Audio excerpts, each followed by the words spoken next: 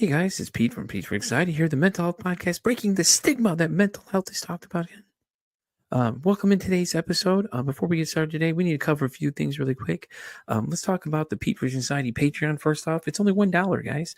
$1. What does $1 get you? $1 gets you into the exclusive episodes I am recording currently. I'm actually focusing on certain different diagnoses of things to show you guys what it actually looks like as it manifests in a person.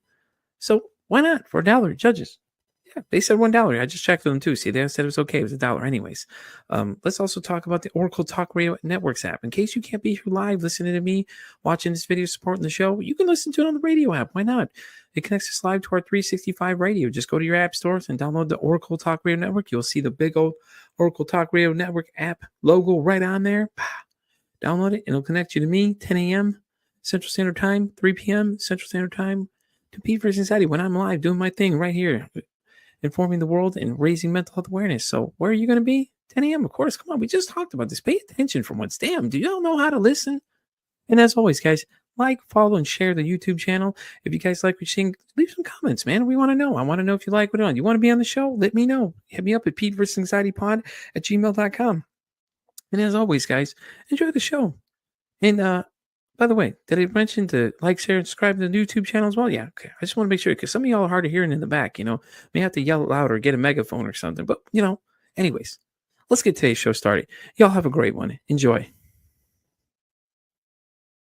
Guys, welcome to another exciting episode of Pete vs. Anxiety, the mental health podcast, breaking the stigma. Mental health is talked about enough. My guest today is the founder of the Fierce Female Network, the one, the only, Fierce Manson. How you doing today? Excellent, excellent. Thank you for having me on. How are Oh, you? I'm doing fantastic. So honored that you're here. It was great. Like I said, I love meeting new people like we were talking about before we started hitting record. This thing's been just a great journey. I've been you're number 11 this week, by the way, of interviews I've done this week. Wow, oh my goodness, you are really rolling. Oh yeah, I'm steamrolling it through it, but it's been fun though. I've met a lot of interesting people along the way and, learned a lot of things too. So it's great. So Fierce, why don't you tell everybody a little bit more about yourself? Well, my journey has been really exciting, challenging, and adventuresome. So, as an adult, I went to Columbia College a long time ago. Just in case y'all didn't know, I'm an old fart. I'm a lady in her 60s. So, listen, if you look at her picture, guys, trust me, you would have no idea. I'm telling you right now, you'd never even know it. She's lying to you, okay? Listen, Pete, you know what? I had to start my life all over again. I'm not sure if you know the backstory, but I had a ruptured aneurysm. My last year of college. I was in my senior year. I was a returning adult, first generation college graduate. And senior year, I went to register for graduation, and I was at Columbia College. And I'm telling you, I had a ruptured aneurysm that took me out of here, but God brought me back. So listen, I had to relearn everything, relearn how to use computer. I didn't know what a computer was. Man. Didn't know anything. It was just unreal, unbelievable. I could not watch TV. Can you imagine? I couldn't even watch TV. Yeah, that's crazy that you say that though, because you have to relearn everything. I've had somebody on before too, and I've had a personal friend. He had an accident where he had to learn how to rewalk. So I couldn't even imagine what it's like having to relearn everything, including a computer. Jeez. Yes, and relearning how to walk was so funny. I looked like Frankenstein climbing up a wall. I'll never forget one day. No. I was yelling, "It's alive! It's alive!" It was so funny. I don't even remember where I was trying to get to. I had went through some rehab, and so they had been working with me on walking. I don't know why I was in the bed, and I was trying to get. I don't know where I was trying to get to. I got out of the bed, and I'm walking down the hall, and I was holding on to the wall as if I could hold myself up. So I'm going down the corridor. I'm going. My hands is going up the wall, but my feet is going forward. It was so funny, and the nurses, they were looking at me like, "What in the world?" Everybody was looking like, "What is this lady doing, and where is she going?" And so finally, my nurse that was taking care of me, she's like, "Honey, where are you trying to get to?" I'm like, "I don't know, the computer room or somewhere." She says, "No, you got to go back to your bed. You got to go back to your room." It's like, I'm walking, man. Doesn't it count for anything here? Come on, guys. Damn. You know what's so interesting? I really didn't realize what had happened until Yeah. when I went back to Colombia because the doctor says you can't leave here. You can't do anything. You can't go back to your apartment. It didn't hit nothing registered. It didn't really hit me until fast forward when I went back to Colombia to try to take a class to finish up that senior year to graduate. And I couldn't keep up. When the teacher, the professor gave the assignment, the in class assignment to do the writing, I used to do it like bam. I could put out a journalistic story within Yeah. two minutes. Well, everybody had finished writing their story, and I'm still sitting there like first, well, what was the assignment? That's what did you Yeah. ask for? And I was like, oh, what? And so after class, the professor, she came, Adrian, Yeah. I'm sorry, honey, but you need to go to the office for students with disabilities. I'm like, what? A disability? You know what I Like, mean? I got no disability. Come on Yeah. now. Stop telling lies. Stop it. And so there began my journey at Yeah. Columbia College. And I went to the office and they sat down and talked to me, and they got me going with different things that I needed to help myself to be able to deal with the challenges that I have. Yeah. Hmm. God, that's so crazy though. Thinking about it, you have to like relearn everything. Like, oh Everything. And no, man, that's yeah, nuts. that is nuts. My brother used to call me the whiz kid, the computer whiz kid. I'm like, oh, honey, not no more. Not no more. I'm like, what's up, folks? What is the computer? You know what I mean? Or So what is it yeah. like? Remember Sherman and Mr. Peabody? And you'd be like Sherman. Well, I don't know, Mr. Peabody. Oh yes, yes, yes, yes. So Oh, that's awesome. So, listen, before that, were you always in like media and like journal and all that kind of stuff? Was that what you were majoring in when you were at Columbia? when I was at Columbia, I majored in journalism and TV and Oh, television. okay. So I was a Okay, double, so yeah, I so was a double major. have you always done all that stuff though, like journalism and TV? Have you done anything anybody's probably seen? You've probably seen probably something you've been working on. Well, no, not really. I didn't really get into it until I entered college. Oh, Uh, okay. and of course, my life changed quite a bit. I didn't get my degree from Columbia. What I did was finish online. Those last few classes I needed, Yeah. I got online, Ashford University, and got my Bachelor's of Arts degree online from Ashford University. Yeah. Oh, it's awesome. I mean, at least you Yeah, finished it. I mean, that's I an did. accomplishment in its own, especially Yeah. everything you've had to do at this point, relearning life itself and how to just basically breathe at this point. It's just that's Yes. crazy to say though. It's like, but you're the one that's gone through it. You've been there and look where you're at now, man. You got the network, you got the podcast, all this stuff. Like you're making things Yes. happen. You know what happened? I really first got into music, radio, Hmm. and podcasting. Well, when I was married to my husband, because he was deeply into music. Music was his thing. He had produced his radio program here in Chicago. And after I had my aneurysm, I was trying to find something to do. And I started my own podcast. And that's the grassroots of it. That's the backstory. And the podcast just kind of took off. It was WSF radio back in the day. It was a lot of fun, a lot of music, a lot of celebrities. It was a lot of fun. It was really great. And it just kind of, bam, it took off. It was first WSF Radio, and then I rebranded later on, years down, to the Fierce Female Network. Yeah, I was gonna ask you that how you started the network, but I mean there it is right there. And that's so cool. And so what is your podcast really about? Is it just like interviews, like interviewing different people? And Yes. So on the show, I interview a lot of independent artists. I've had a lot of authors. People have published Mhm. a lot of different books, a lot of bestsellers, New York Times bestsellers. A lot of people. I just had Matt Drago. I'm not sure if you had him on your show. Not yet, He's no. one of the actors in Somewhere in Montana. Yeah. Yes, a film that's out now, and I've had him on. So a lot of actors, actresses. I had someone from General Hospital that was on. So Oh, that'd be kind of cool though, because you see it these people on TV is. and then you get to talk to them. Oh, yeah, that's awesome. It is. It is really cool. A lot of people that I had someone on a few years back. The biggest one that was really exciting was I got to promote BTS, the group BTS, the band, Mhm. the boy band. That was crazy nuts. Their manager reached out to me. I didn't have them on the show, but their manager reached out to me to promote them for their last show that was coming up in Korea. That was crazy. That was Well, nuts. that's will be pretty cool though. So, what other kind of celebrities have you had? Any ones you want to flex on us? Be like, hey, I had these people. How about you? You know. Well, with celebrities, my first really, let me tell you, my first big one was on WSF radio. I'm not sure if Mm-hmm. you remember Marcus Patrick. It's all over the his interview is all over the internet. Marcus Patrick. He was on CSI. Mm-hmm. He was on what is this show? CSI Miami. Oh, okay. Okay. My kids, what was it? My kids, my wife and my kids with one of the Wayans brothers. He Oh did, no way! Get out of here! Really? yeah, yes, Oh my god! yes. I was a huge Damon Wayne fans when he did In Living Color and all that stuff. Him and then you Hmm. Jim Carrey and then the other Wayne's, the Wayne sister because Kim was there too and all of them. Oh my god! I love that show. And he was on a couple of soap operas. He was on a Oh couple of yeah, soap operas. Yes, yeah. Marcus Patrick. That's so cool though. I mean, he had to be, was it just like, you know, and it's cool when you get to meet people like that and they're just so chill, you know, and it's like, oh man, this like, is this really the person I'm talking to right now? It's like you're starstruck, but at the same time, they're just so normal. It's so cool.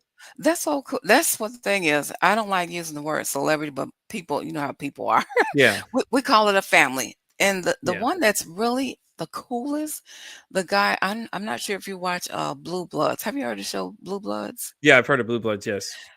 Alex Zawak. He's been on Blue Bloods. What, I don't know, 6 or 7 seasons. He's not Yeah. on right now, but he's the one that plays the tough guy. He's Oh not. yeah. Yeah. Yeah. Yeah, he's the gangster one, the real That's so dark. cool though. Yeah, the real dark character, and he's just so true to life. You know, he's Yeah. nothing. Of course, he's nothing like that in real life. You can just talk to him. He's down to earth. He has his own martial arts school, and he works with children every day, teaching them karate, and he's just so cool. Yeah, that is pretty cool. Though. I like it when they work with kids too because you know you can teach them a lot of things and help them better themselves later on. You know, I had a guy on here named Brian DeCasio. He's doing an app for children to help them regulate their emotions. That way they can better control them. So when they become adults, they have a better understanding of how to, you know, not to so much react, more like, you know, kind of think about what they're going to do next kind of thing instead of just overreacting and having all those Mhm. problems and not understanding those things. And I also had another guy on. He was an author, and he's actually a principal named God, what is his name now? Leroy. Leroy from Canada. I can't remember his last name, but he does the book and Breathe. So Leroy said he has kids as young as 5 and 6. That basically he's teaching them how to, you know, hey, just breathe before you think, before you do something. So like instead of getting mad, just take a breath and think about it for what you're going to do next instead of overreacting, which is amazing because kids 5 and 6, it's like, you know, you don't, a lot of these guys, you know, some get it, some don't get it. But the fact that he's teaching them at such a young age is going to Mhm. benefit them so much later on. That's right. So, and as for authors, I've had a couple international bestsellers. I have Melissa Kim Porter. She does like shadow working things I had on here. Um, I had Mia Hanks recently this past week. She was on the show.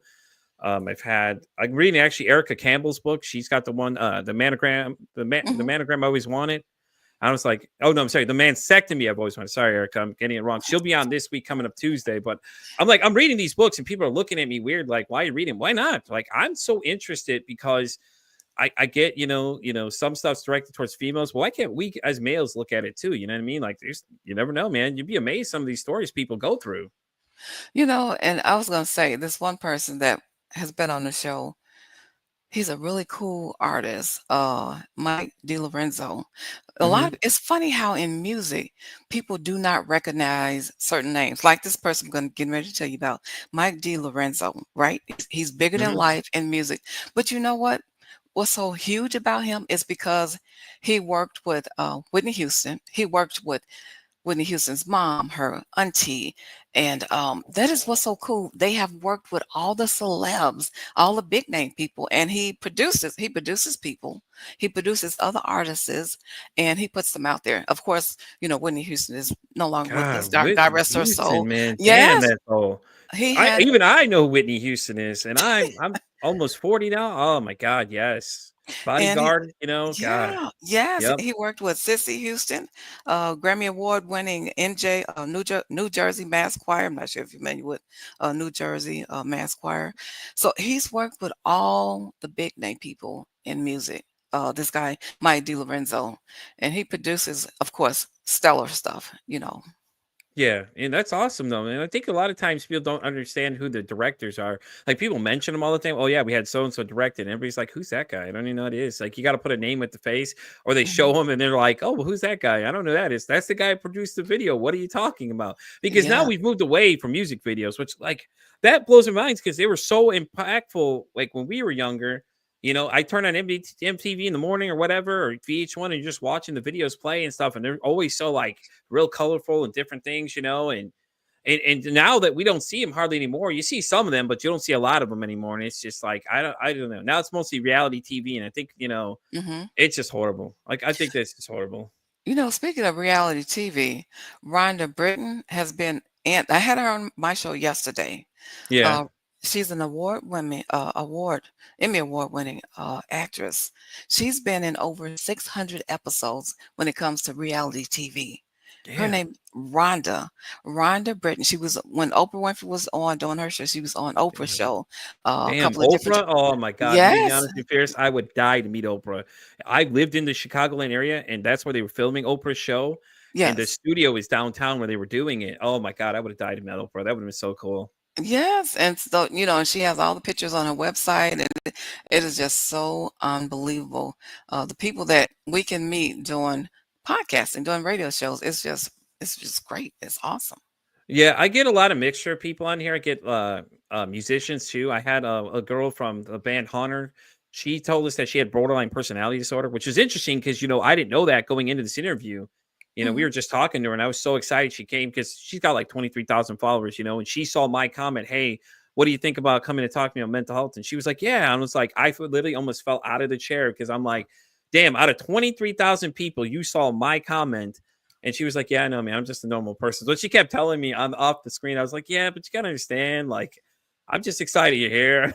I had to Yes. contain it. I had to take a deep breath there during that interview. I was like, but she was so cool to talk to, and the area I'm in though, it's funny because I started the show in August and now I'm up to about 7 months in and this thing's exploded. So from today's interview, I have about 154 more interviews to do until October.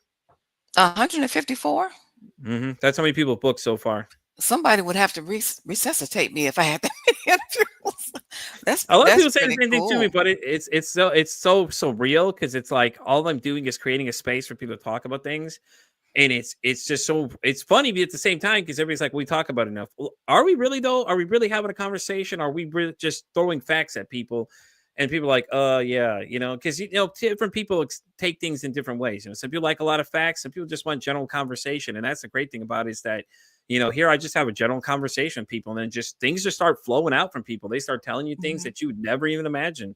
We've had That a is couple oh no moments too. So that is really cool. It's nice to have high profile people on the show, but the thing that I really enjoy and I like when independent artists come and their music, when they're not, when they're just getting started mhm. and they come on the show. This is what I love. When people come on the network, their music get played and then they cross over into mainstream and then they start really blowing up. I love to see that. I'd be so happy for artists that come on and they get that exposure and it's just so wonderful. I love that. Yeah, I've had a couple of them that are still kind of blowing up. They're dudes and TikTok is their platform, but they're everywhere else too. I had Brian from Alive and Stone. He was on. Lucy from Haunter. She's got like 635 downloads on one of her songs alone, and she's been went on the show. And then I had a group called Lives Lost, and they're big mental health advocates too, which is Hmm. really cool because now you have music plus you have mental health because you think a lot of times music and the mental health go hand in hand. Because like if you're having a rough day, a lot of people turn on that have that special song they turn on and just let them vent out and things like that too. Yes, absolutely. So, and I've also got what's his name? The guy from the internationally renowned Scream Therapy podcast. He's coming on next week too. I was excited when he said yes to be on the show. I was like, this is so cool because I get to meet other people and get to network these people too. And then it's like after you're done, it's like you just made yourself a new friend. And like, and a lot of these people I keep in touch with after the show too and just see what they're up to and things like that. So Hmm. it's so cool to see. So Yes, yes, absolutely. I like that too, to keep up with people and see what they're doing. I told Ron, I says, I'm going to be your bestie. That's why I'm going to be your bestie. she's like, Rhonda, can I go to some red carpets with you? Let's go. I actually got invited to a red carpet actually for a woman I had on the show last year. named Stephanie Aycock. She's making a film called Bloom, and basically it's to change the perspective of how we look at mental health. So not as much factoids, but it's more of these are the situational things, and a little bit of her life is splashed in there because she lost her dad unfortunately to suicide. Mm. So the main character kind of revolves around her a little bit, but the way they approach it is a whole different way. So, and she said that if she gets the show, if the movie gets made, that she was going to invite me to the red carpet.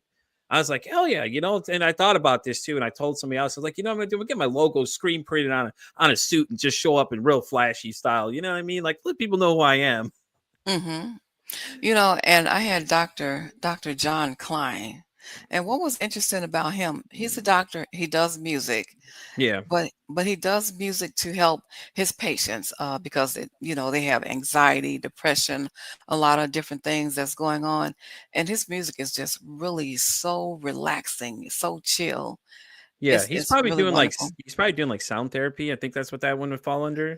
Yes, And it's yes. it's so interesting to think that just a sound alone can make you feel so relaxed, or it can ease your pains away. And that's Hmm. why I like music though, because it's like you can either sing along or you can just sit there and let the music flow. And depending on what you're feeling that day, there's so many different styles out there and Hmm. things like that you can listen to. And it's just soothing. And you go in and it's great. And at the same time, it's always an argument started. It's like, well, I don't like this music. I don't like that. Well, guess what? Don't listen to it. End of discussion. Yeah, but I love John Klein, Dr. Klein. He Yeah. produces some really nice music. It's like you said, soothing, very soothing. Hmm. If you're having a high anxiety day or a stressful day, you put it on, you listen to it, and it just relaxes you and helps you to feel really, really good. Yeah, and that's a Mhm. great thing about it. There's so many different things out there like that. Sound therapy is a new one I've been getting into a little bit. And it's so interesting that like they said, the tones of it just ease your mind and things like that, and like where we've come from to now, like when you start telling people like sound bats and things like that they do using all the different instruments and stuff, it's really cool to see all the different instruments that people use to create these sounds and things like that as well. Also when it comes to anxiety and mental health, I like to tell people about, I'm not sure if you know about the patch, the LifeWave patch. I'm into the LifeWave patch because you can wear it and it helps with anxiety. It helps to lower the anxiety in your body. Yeah, no, I've never heard of that. I know you were going to tell me more about it though. Isn't that you said that was what saved your life, wasn't it? Well, no, the LifeWave patches, I just got into the Oh, okay, my patch. bad. Yeah. Yeah, I just got into the LifeWave patches about 2.5 years ago. Oh, okay. And it just so happened I had Darlene Green on my show, and she's a distributor. She's a retired Navy commander, and she does a great job with the LifeWave patches. It's like stem cells, and Yeah, she was on the show, and I was having really bad pain, really bad knee pain. I was really ready to try anything. Well, it just so happened I says, "Well, Darlene, I'm going to get these patches because I got some terrible pain that's going on right about now." I ordered the patch, got them, put the patches on my knee, gone the same day. The pain was gone the same day. But listen, I also discovered those patches helped with anxiety. It helps you that's to feel crazy. calm and it helps you to relax and feel a little bit better, get that anxiety down. Well, it's always great when you have a dual purpose for an item and a product and things like that too, because it helps, relieve the anxiety, the stress, and all that other kind of stuff. And a lot of people, always are looking for new ways to fix, kind of help deal with the symptoms because you have those severe cases of anxiety that get really bad too, as well. Hmm. Yes, and Darlene was telling me her story, how she suffers with depression and anxiety, Yeah. and she wears the patch as well, and how it has helped her to relieve her depression, and it helps to lower her anxiety. You'll have to check that out then, because I have anxiety and depression. There's some weeks where it's just like it's really hard for me, but I get up and do the show because this is like the one joy spot in my life besides, hang doing stuff with my wife and things like that. But other stuff, it's like, ugh, I don't want to get out of bed and do this. I have to drag myself up. When it comes to these things, like I come on here and I love it. This is my excitement. One of my top three things I love doing this because, like I said, I get to meet new people and I learn new things every day because I'm always trying to learn more stuff as I go and trying to see what else I can, because you never can learn too much, honestly. I think people need to need to kick that whole what is it? Old can never teach old dogs new tricks, you know what I mean? And things like that. It's I think it's overplayed, but at this point. You know something? I love that you said your joy spot. That's the way I feel about my show. It makes Yeah. me feel good. And I want to piggyback a little bit when you said LifeWave saved my life. Now, I do want to say this. It just kind of reminded me of something with LifeWave. I had the worst pain of my life, and I didn't think about it or realize it until now. Not just this moment, but Yeah. recently, when I lost my aunt. I was taking care of my aunt. My aunt was suffering with dementia, and I started wearing the patches, and so of course I was of course exhausted. You know what I mean? Yeah. But That definitely. I was wearing the patch, but I was not realizing how the patches was helping me to get through my daily duties and activity. And another thing, when I lost my brother, I lost him December 11, 2023. Now, let me tell you something. When I lost my brother, I pretty much lost my head, my mind, my soul, my body, and everything else. I didn't want to do anything, Pete. Yeah. I, No, I I hear mean, you. Especially when you lose somebody, it's hard. to, And you know, and today is the first day. Today is the first day, and I'm saying this publicly. I'm very transparent. I talk about everything. Today, yeah. Pete. Today, Pete, is the very first day that I had without pain. I Well, had that's awesome. pain every single day. And I mean different types of pain, anguish, hurt. I mean all that kind of stuff, Yeah. Yeah. pain in my body. And the patch just helped me get up out of bed. Some days I didn't want to get up, you know what I mean? Didn't want Yeah. to get up, didn't want to fix breakfast. And I'm telling you, I don't know what the flip side would have looked like if I was not wearing the patch to help with feelings of all of that gooky stuff, all that black stuff that comes with Hmm. grief, pain and despair, all those Yeah. things. Definitely. So I don't know what it would look like if I didn't have different tools to assist me. I used Right. every tool in the box to help myself to get through the day, to get up and get it going. Well, that's awesome to hear, though. I mean, especially when it comes to death, it's hard and it's a tough subject for a lot of people to talk about because, like, and you're on the flip side, it's like, what do you say to somebody? Because it's like you don't want to start sharing your own problems with them because they just lost somebody. They don't want to listen to all that.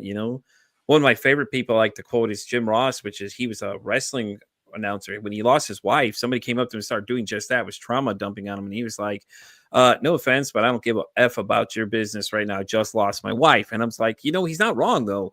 It's like he doesn't want to hear about your problems. He has his own problems to worry about. And like at the flip side of it too, it's like, what do you say to somebody when you're in that situation? It's like, anything you say is going to be received either bad or good. And you're just gonna have to be okay with that because they're going through a lot. Like when you lose, like you lost your brother, and everything like that. It's hard when you lose people that you're really close to. Like when I lost my uncle, I was just devastated because he was my best friend when we were kids. I used to go hang out at his house, and my godmother, which is his wife, she was so awesome. She literally, this woman literally made me a Ninja Turtle suit when I was like 6.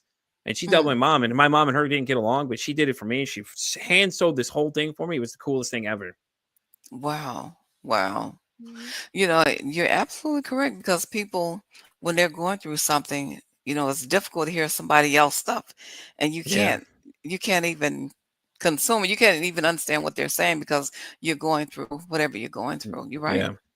It's hard though, because it's like now you've lost this person and what if you want to call them, and it's like you can't call them because they're no longer there, Hmm. and depending on how they pass away is even worse, and if unfortunately if it's suicide, it's even worse because then you're wondering, okay, could I have done more to help them, and things like that, and all these other things. So what pain were they going through that I didn't know about, and that's the hardest thing when it comes to that conversation is that a lot of people shut down as soon as they hear the word, oh, I'm thinking about killing myself. And then, okay, never mind, don't want to talk about this. They just shoot up and get out of the conversation as fast as they can. And I think that we need to stop doing that and just listen when these people are asking for help, and it's just I don't know what it is. I just think it's a lot of people fear the unknown. That like, what if this person does it and they told me prior to it that they were going to do it and I didn't do nothing. It's like when you get in that situation, it's like it's fight or flight at that point because you're not sure how to react because this person is telling you, hey, I'm thinking about taking my own life. Now you got to wonder how serious they are And that's the reason this podcast even started, was just conversation just like that, just like, hey, educating people on, like, hey, what to do in these situations when you come confronted with these. Now, not to shut down, but like listen to what these people are saying, because sometimes all they want to be is heard. They just want to feel like somebody hears them, somebody sees them, somebody acknowledges their presence and things like that. You're right. And the reason why I keep referring back to yesterday with Rhonda's interview, that was one of the things that she experienced. Yeah. She tried to commit suicide 3 different times, because at 14, her her father, she saw her father kill her mother, and then he killed Oh, himself. damn. Wow. Okay. Yeah. Yeah, yeah. And then after that, she went through therapy and she tried to commit suicide 3 different times. Yeah. And so I mean, you got to get her on your show Oh, because yeah, her story, definitely. Yeah. Oh, yeah, yeah. I'm down. it's amazing. It's like, oh my God. Oh, that definitely shoot me the contact information. I'll definitely have her on here. I'd love to have her. It leads me to my next point, is that no matter how good you have it, these thoughts still exist in people's heads. Like Rhonda's got such an accomplishment under her belt, all those things listed, and she still had those thoughts. And I think that's what people need to understand, is regardless of how, like, what stature you are or where you're at, and the society poll, wherever you want to put them, that we all have these same problems. At the end of the day, we're all human. Like, Rhonda's just a person, you know what I mean? She's accomplished many, many things, but not to take away from that. But at the end of the day, she had these same thoughts that you, me, and other people would have had, and I think that's what people need to start looking at, is take away the celebrity thing. Like, you don't like calling people celebrities, and just take away all these labels and understand that at the end of the day, they're a person at the end of the day. And these are actual conversations that people have in their heads sometimes. Yes, you're right. You're absolutely right. So, and like I said, dude, damn, I'd love to have her on. That'd be awesome. I'd be flexing to everybody. Damn, you know who I got on today? Hey. You kind of remind me. There's another young lady. She's a artist. She Hmm. creates some awesome music, and she made a song because she lost her uncle. Yeah. And the name of the song is "Grief Is Too Heavy." It's an amazing piece of work, and it's a dedication to her uncle because she was really close to her uncle, and he was like her dad at the same time. Yeah. And this wasn't too long ago. The Grief Is Too Heavy, and she's singing about her uncle. It's a phenomenal song. I'm gonna And have to she's check it out now. I'm for sure gonna Mhm. have to check that one out. I like listening to new stuff all the time. The one I like to reference is the Different Kind of Pain by a band called Cold. The actual song was made for one of the people that were a fan of the band. The guy, the main lead singer, Jeremy, he had done this like 5 minute like Meatloaf like long song. Meatloaf had those really extravagantly long songs and things like that. Mhm. And he had done it in dedication to someone that had lost I think it was lost his parent or somebody. And it was so cool to see, though, is that they took the time to make this song for this person. It says a lot when it comes down to it, because a lot of music, that's what it's around. It's either loss or or like Taylor Swift's always like hers, a lot of hers are the breakup songs and things like that. But at the end of the day, they all turn out to be really good songs. So it's just, people don't really look at the meanings of a lot of them. And I think when they start to really understand the root of where these come from, it's just like, wow, it's powerful, because like these people are putting these things out there for the world to judge. So now they got to deal with either harsh criticism or people just love it beyond belief. Yes, you're right. That's correct. So, and it's just crazy, though, and I love it, though. I think it's great. I love it anytime you hear somebody talking about their own personal experience, like Jelly Roll. He does a lot of his own experiences of things he went through and Mhm. stuff like that. I really connect with him. What's the other one? Machine Gun Kelly. When he went to do pop punk back to that way, I love him too, man. God, he would be great, though. And I've heard him do some interviews before. And it's funny, though, like, he is such a really interesting person to me, because like he's so awkward when you're talking to him, but he's out in front of all these millions of people performing, and he's got that electricity. But then when behind closed doors, when he's just a person, it's just like he's kind of like really socially awkward, which is kind of funny because you never expect it from him. That is what's so weird. And I hate to bring my oh God, Pete, you brought up a funny point. I hate to bring my family into this, but sometimes people don't, even your family, like my family, Hmm. they don't get you. They don't understand you Hmm. because maybe in public, sometimes I might be kind of quirky, not really saying too much, very quiet. But then if I'm in a different circle, I'm just like, oh, just talking my head off, just being myself, just having a great, fantastic time because I'm able to just be who I am, just be myself. Exactly. Well, and then when I get on the Fierce Female Network, it's like bam, it's like wham, here I am. It's the Fierce Manson, Fierce Female Network. But I am a high energy person, and sometimes that's too much for people. Like my family, I think that's a little My bit too my wife too gets a too little much for them. gets annoyed by me too. She's like, yeah, you need to stop. Like I come home singing songs and she gets mad at me. She's like, yeah, I don't want to listen to that song anymore because you're singing it too many times.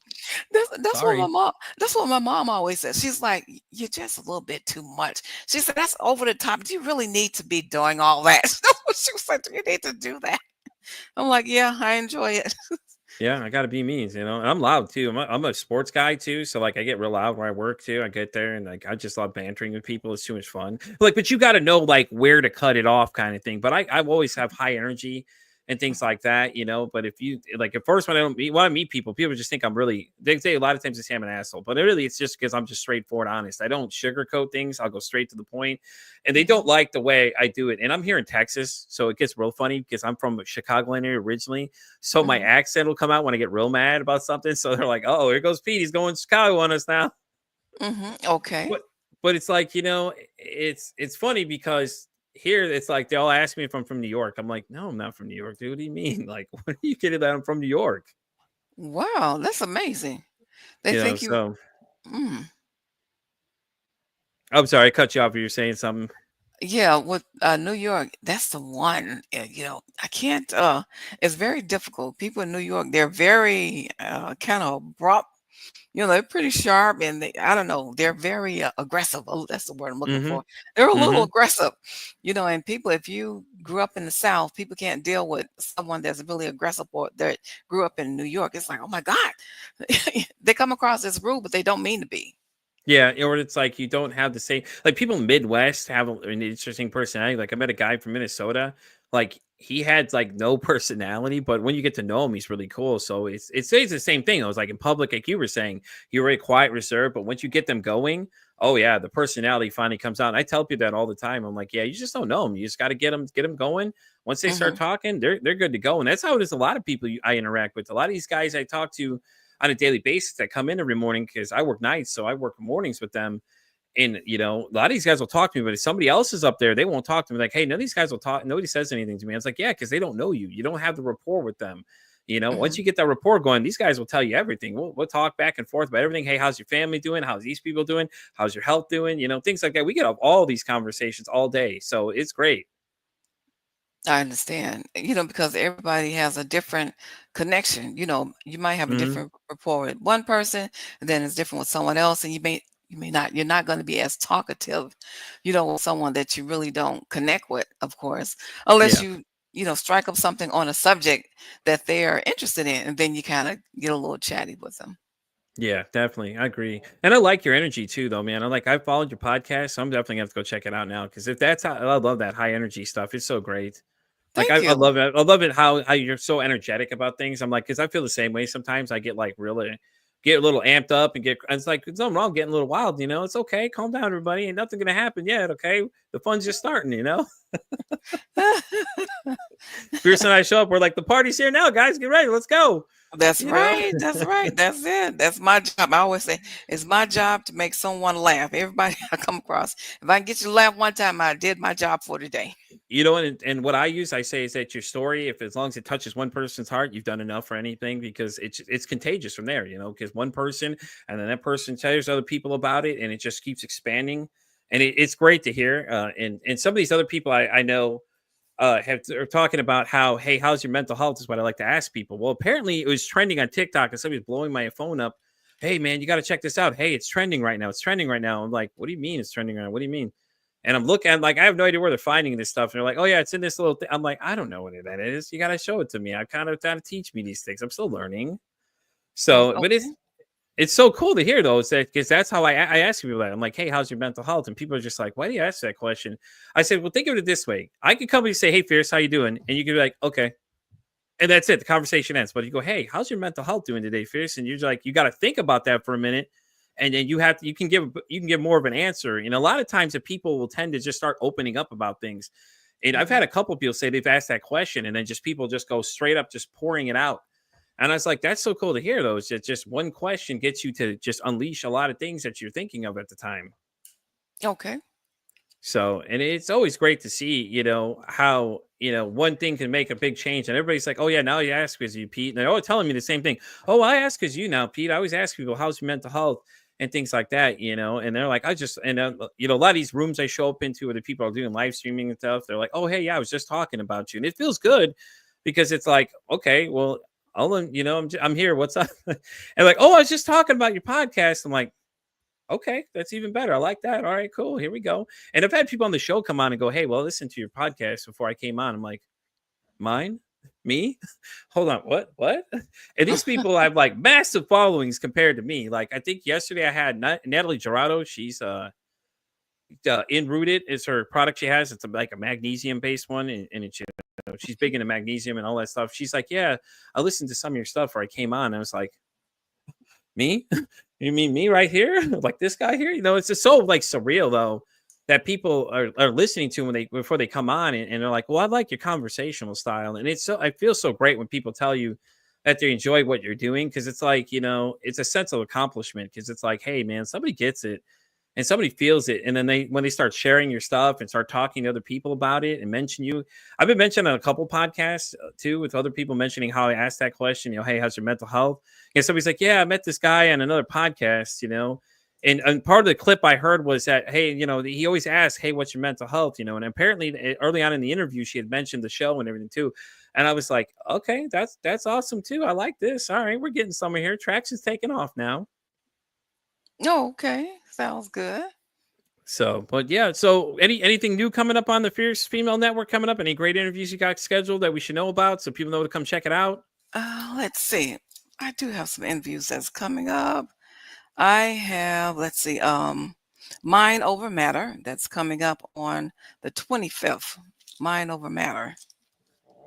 Yeah. Is there a guest or is it just, or do you do mostly interviews or do you kind of do like your own like episodes contributed to certain things and then just do guest interviews in there as well? Well, Mind Over Matter, that is someone that's coming on and they're going to be talking about their product that they have, and it's going to be focused around what they have going on. Oh, okay, cool. Definitely. I'll have to check that one out for sure. I'm always looking for new stuff to listen to all the time. I cycle through about 7 to 8 different podcasts every week, maybe more than that if I can keep track of too. So I'm always listening to different stuff, and it could be anything from comedy to like I like sports ones. So I listen to the Kelsey brothers. They're always interesting to listen to. I think Bert Kreischer is one of my favorites because Bert, has already gone on record that he has really bad severe anxiety. Mm. So it's great to hear somebody with such a massive following just come out and be honest about what he's dealing with. And he's like, I go into therapy and things like that. And people I think people worry too much when people say therapy. They all get a little nervous because they're like, oh, well, how Mhm. crazy are you kind of thing? Or you feel like you're crazy because you're talking to somebody and stuff like that. And it's just like, okay, well, that doesn't make you crazy because you want to talk to somebody that understands your thoughts on a deeper level than you do. So, but yeah, and the whole point behind this show, though, literally, it's just to start that conversation on mental health. Invite people on to talk about mental health. Different conditions. Like you get people different like things. Like I had one person had one called FMD, which is like takes 15 to 20 years just to get it to go, kind of thing. Just to figure out what it is exactly. I think 19 years in the UK, 12 here in the United States, which is interesting to see because a lot of times, like you got to suffer for 12 years for someone to figure out what is wrong with you. Oh,